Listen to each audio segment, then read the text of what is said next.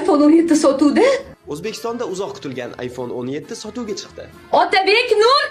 Tabiiy oyi. iPhone 17 chiqdi. Men birinchilardan olishim kerak. Hozir 3000 dollar turadi. 2 haftadan keyin narx tushadi. O'shanda olasiz. Yo'q, 2 haftaga bormanmi, yo'qmanmi bolalar? Axir g'animat bo'lsam, onajoning rozi qil, volidang rozi qil.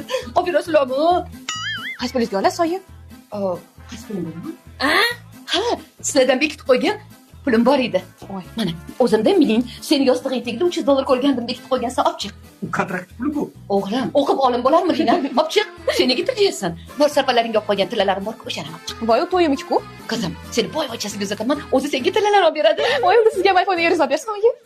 Hoziroq turib, bekitgan pulingni olib chiqinglar, tez.